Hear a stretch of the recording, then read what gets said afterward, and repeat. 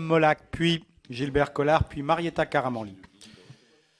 Monsieur le Président, mes chers collègues, alors d'abord je vais émettre un regret, non pas sur les travaux de cette Assemblée, mais sur le fait que je devrais être aujourd'hui à Nantes, capitale de la Bretagne, comme chacun sait, et que aux journées d'études de mon groupe, et que malheureusement l'agenda ne le permettait pas. J'aurais pu avoir quelques ministres du gouvernement, dont le ministre de l'Agriculture, dont on connaît la popularité en Bretagne. Donc, un regret. Bon, j'espère qu'à l'avenir, nous pourrons coordonner les agendas, ce serait préférable. Alors, sur les 500 signatures, alors, je suis effectivement assez favorable à ce que le système reste à peu près le même, pour éviter des signatures, des candidatures qui soient farfelues. Je rappelle quand même que cette élection au suffrage universel, c'est vrai, est très populaire. On les voit bien avec la participation qui est élevée. Elle nous a quand même joué quelques tours dans l'histoire. Alors je ne veux pas rappeler l'élection de Louis-Napoléon Bonaparte, mais qui a terminé, comme chacun sait, le 2 décembre 1851 par mettre en place une dictature. Donc cette élection, personnellement, bon, je vois bien ce qu'elle est, mais j'aurais préféré effectivement une 6e République et puis un autre système plus parlementaire. Mais bon, ce n'est pas à l'ordre du jour. Bon, d'accord. Sur la réforme des modes de scrutin, globalement, dans notre groupe, nous sommes favorables à un système qui soit un système,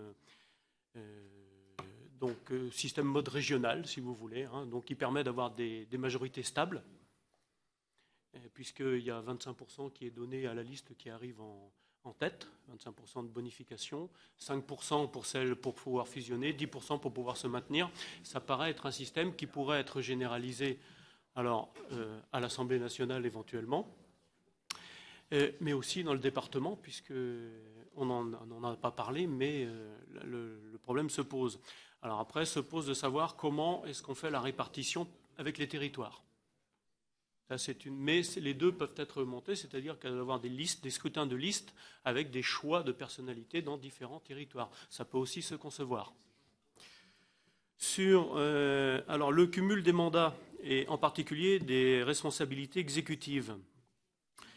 Je dois avouer que j'ai été président d'association, je vous rassure, plus de conflit d'intérêts puisque j'ai démissionné, mais il m'est arrivé d'aller voir des gens qui étaient à la fois parlementaires et à la fois avec des responsabilités exécutives locales et des gens que l'on ne pouvait pas voir et qui nous disaient eux-mêmes que finalement ils n'arrivaient pas à tout faire. Donc peut-être que mes collègues sont mieux organisés que moi, peut-être qu'ils sont plus efficaces. Peut-être, mais en tout cas, déjà avec le travail que nous avons à la fois en circonscription et à la fois ici, les travaux des commissions, les intergroupes, etc., moi j'estime qu'on a largement un temps plein. Même en ce qui me concerne, j'en ai 2. Donc je ne suis pas favorable à ce que quelqu'un ait des responsabilités exécutives locales. Par contre, qu'on soit dans un conseil municipal ou qu'on soit éventuellement conseiller régional, d'accord, c'est autre chose. Oui, c'est pas pareil. Je parle bien d'exécutif, de fonction exécutive. Sur les propositions relatives au conflit d'intérêts, je n'ai pas entendu parler d'actionnaires majoritaires ou de gens qui sont dans les conseils d'administration des grandes entreprises et qui sont à la fois parlementaires. Je crois que là aussi, ça fait partie du conflit d'intérêts, ça me paraît assez évident.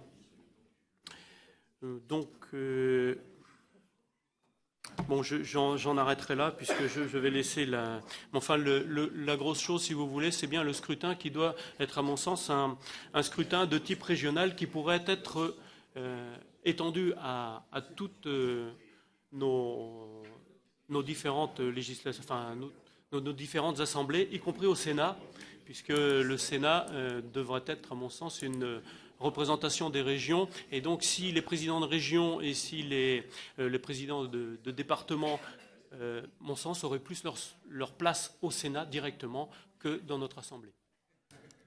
Merci beaucoup.